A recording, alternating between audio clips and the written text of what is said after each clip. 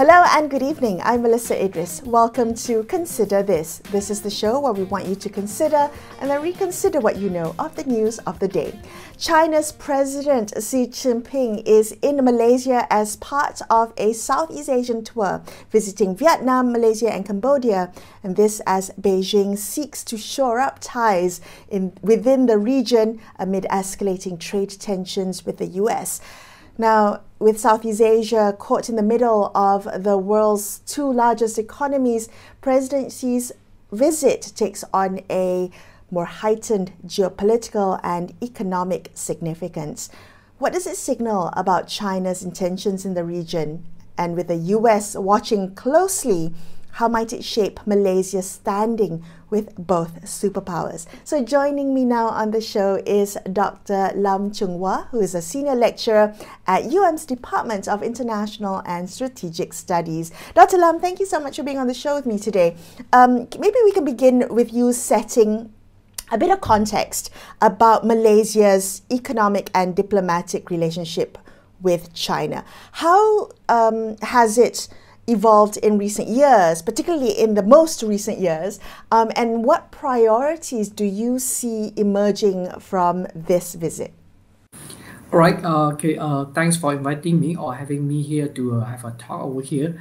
And then, yeah, definitely, the Xi Jinping's visit will be a very impactful and also very important towards our country.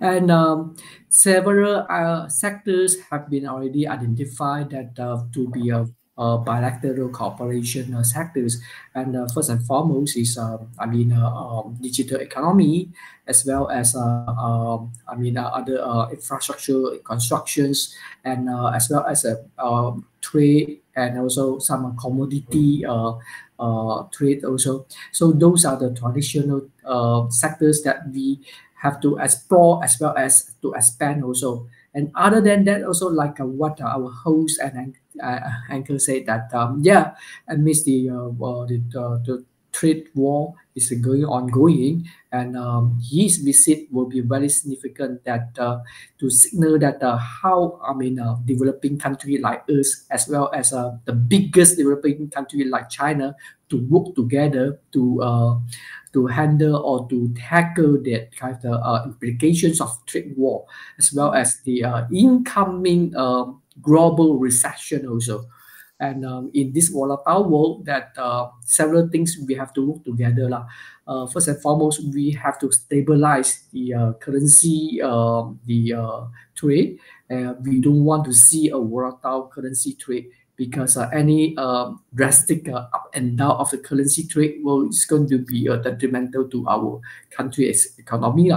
And second thing, we want to ensure the spirit as well as the practice of free trade will be implemented and will be continued by all the countries, including the United States also, because whether you like it or not, the United States is the biggest consumption country in the world. They consume almost the biggest share of the goods of the world.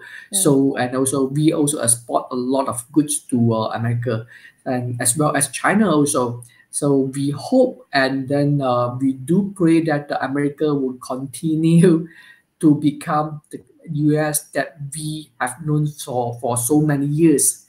Don't be a stranger that we don't know.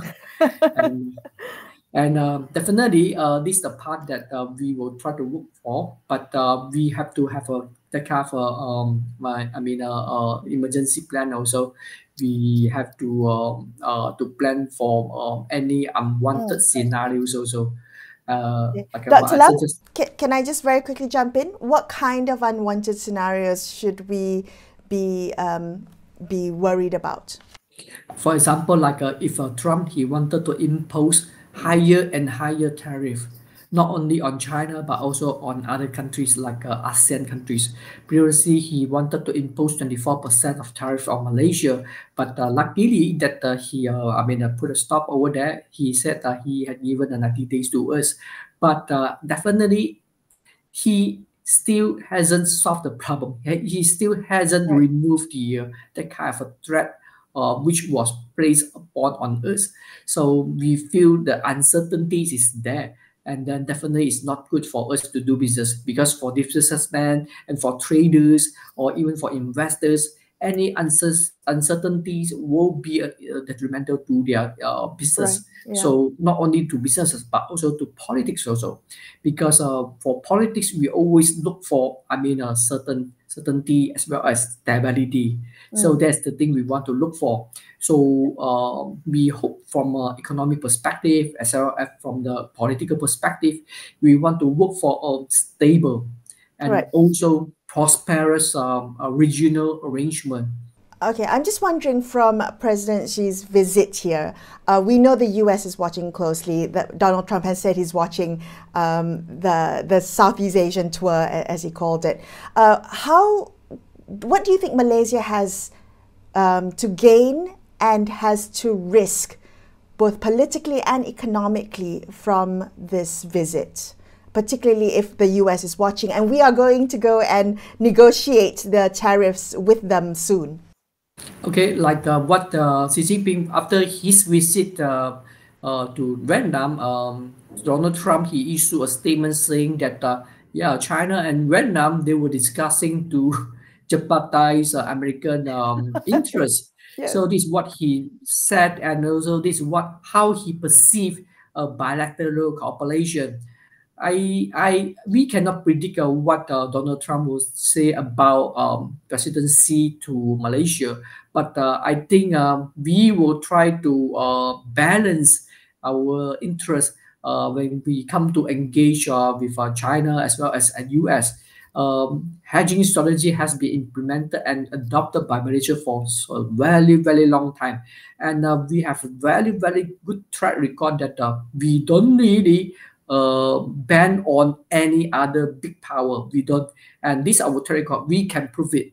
And even the president of China, he visited Malaysia, but we don't see that it is a kind of a change of our fundamental or cardinal position that we want to change our foreign policy totally from balancing to the kind of a pro-China position. No, and we will also reassure America that even China president is here. We just want to, to have a very good business relations and cultural and also political relations. Nothing more. Right. We are not forming that kind of military alliances with China. No, we are not doing that. And as well as we are not forming that kind of anti-American alliance or coalition. No, we are not doing that also. And whatever initiatives, brought forward by America, we also participated. Like previously, we actively participated in the Indo-Pacific Economic Framework, and we have signed the three agreements. And not only signed, we have already ratified them. Ratify mean that they are already put in place and implemented. We mean it. So we we value our bilateral relationship with America also. Right. So Dr. Lam, a quick question about the South China Sea. During this visit, do you think it will feature quite prominently? And how do you think Malaysia might manage this maritime dispute while at the same time having that deeper economic and friendship ties with Beijing? all right.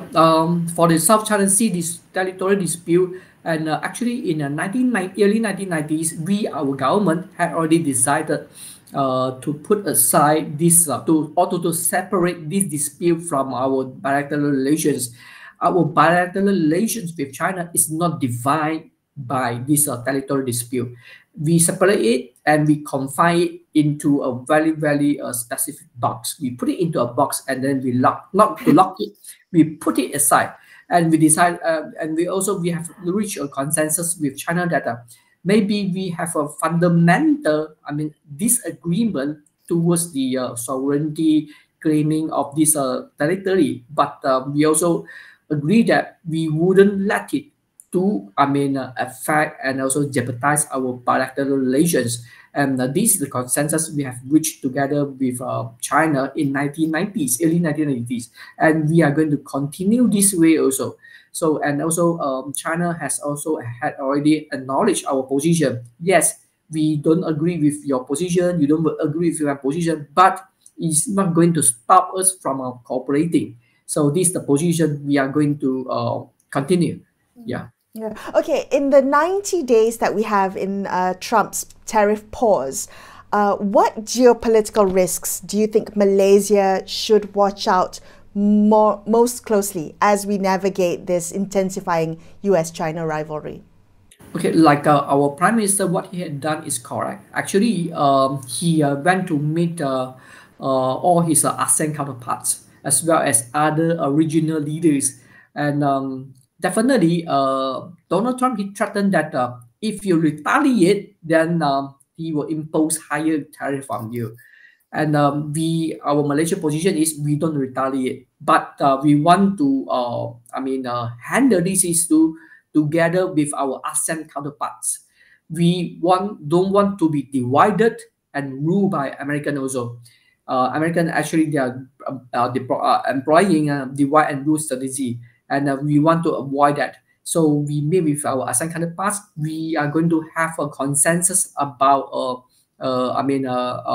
united action also. For example, like if our ASEAN can formulate one united action or one united position, then we can go to talk with the American together.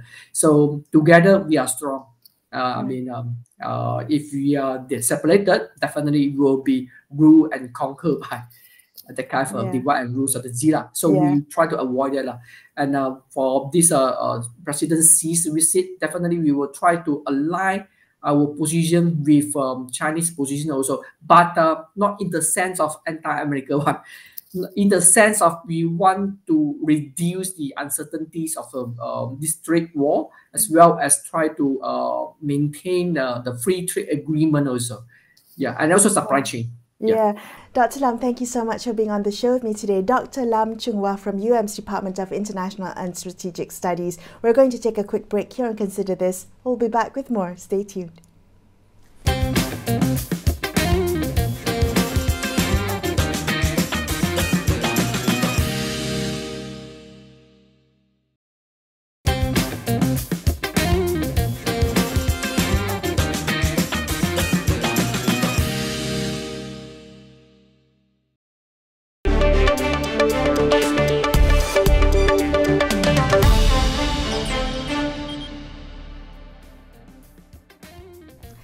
Hi, welcome back to Consider This. I'm Melisa Idris. Let's continue our discussion about the geopolitical and economic significance of China's President Xi Jinping's visit to Malaysia. This is part of his broader Southeast Asian tour amid escalating trade tensions with the US. Joining me now is Ivy Kwek, who is Executive Director of the geopolitical risk analysis company Aurora Insights. Ivy, thank you so much for being on the show with me today. I appreciate your time. What do you see? How do you see President Xi Jinping's visit to Malaysia and to Southeast Asia more broadly? What does that signal to you, Ivy, in terms, especially at this moment, of heightened US-China trade tensions? Sure. Thank you, Melisa, for having me on the program. So President Xi's visit to Southeast Asia and Malaysia is a very important milestone for Chinese engagement in Southeast Asia. It is President Xi's first big tour to the region since the pandemic. And it does come at a very critical moment, as you have pointed out, in the aftermath of the US tariff announcement that is sure to bring about economic instability at a global scale. So for China, this trip is a perfect opportunity to present itself as a more reliable partner to the region than the US, and to reinforce the messaging that US is a disruptor to the global trade system and rules-based order. And for Southeast Asia, the visit by President Xi is a powerful signal that reaffirms the importance of the region in Chinese foreign policy. Right. However, having said that, I think it's also important to keep in mind that this visit has been in the plans for a long time, and it's important also not to overread the visit in the relations to the ongoing trade tension. Okay, well, that's interesting that you point that this has been a long time coming. It's been in the works for a while, even before the tariffs were imposed. Because, Ivy, there is a narrative that the US is retreating from Southeast Asia just as China is deepening its footprint. Is that how we should be reading the situation? That's an interesting question. So I would rather see it from the context of the US shifting its foreign policy direction under the Trump administration. Because I think that at the moment, the US is redefining its how it exercises its power as an economic and military superpower at the global stage. And quite frankly, some of its behavior is irrational and is almost like it's usurping some of the well-established global rules and norms. So if we see the policies that have been announced, including the reciprocal tariffs, it is across the board. So it is not targeting Southeast Asia per se. So rather than saying that the US is retreating from Southeast Asia, I think it's more accurate to say that it's retreating from the world. Okay, so talk to me about this current moment. So Malaysia and China has been long-time partners, strategic partners, economic partners. But when you think about how that relationship might be shaped or tested by the current tariff tensions, what are you looking out for? So China's engagement in the region has been long-standing, and we have seen that it has really stepped up its economic engagement since the announcement of the Belt and Road Initiative some 15 years ago. So certainly it is a very important partner to the region and to Malaysia. Increasingly, it is also very important to Malaysia in propelling Malaysia's tech aspirations. We've seen a lot of Chinese investment in the areas of AI, data centers, semiconductors, and also the digital economy. And China has been Malaysia's largest trading partner for the last 16 years. So I think that the importance of China to Malaysia cannot be overstated. With the current latest tariffs, this relation will be tested.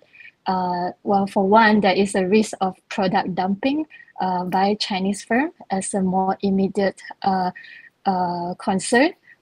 As we know, Chinese firms, because of the tariffs, will be now looking for new markets to unload excess capacity, which will result in an influx of cheap products into Southeast Asia.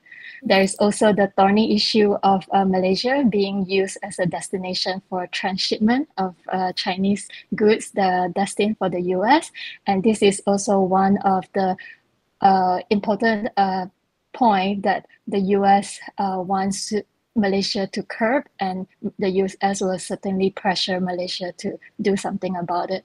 Yeah. Well, we know that the US President Donald Trump is watching closely President Xi's visit in this region. He made comments about President Xi's visit in Vietnam, where he was previously. I'm just wondering, even though this visit was planned a long time ago, could this visit and any public show of solidarity complicate Malaysia's efforts to negotiate tariffs with the US, especially if we are seen to lean too close to Beijing, or any kind of deeper engagement with China at this point in time?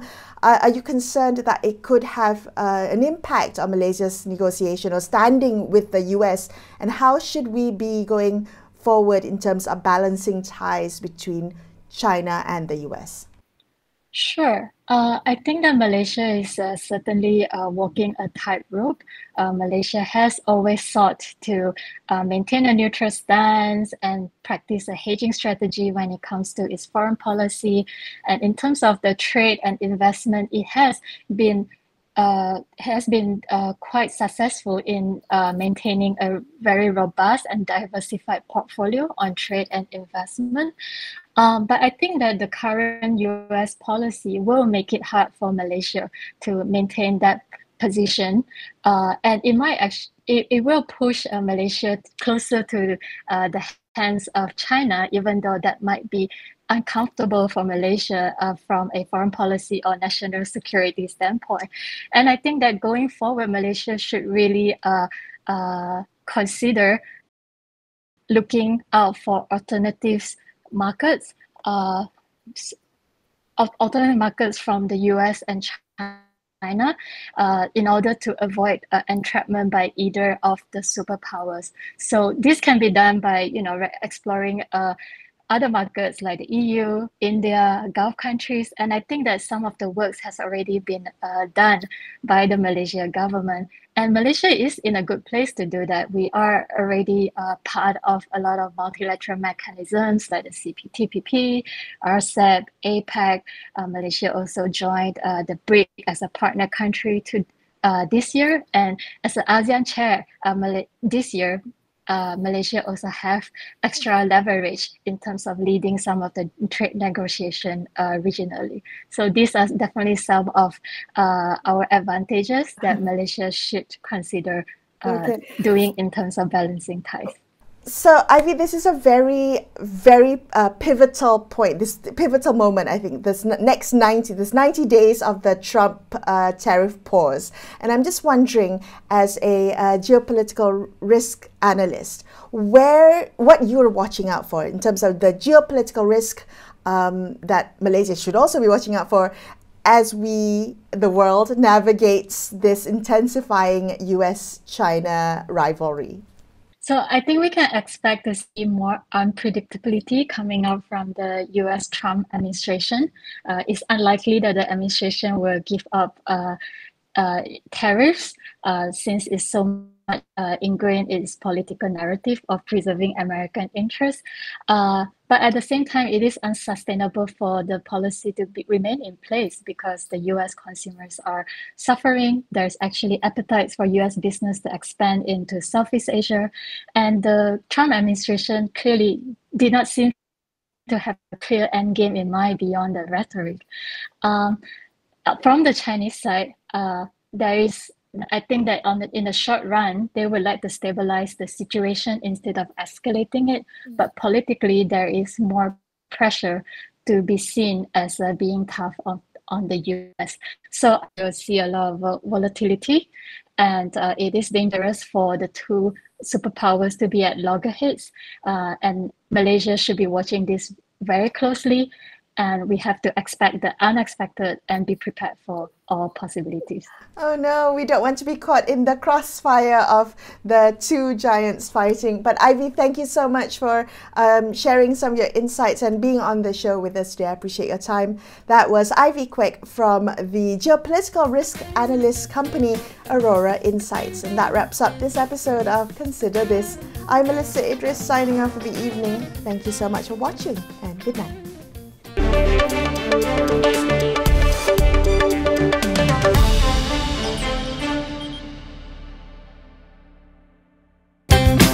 you.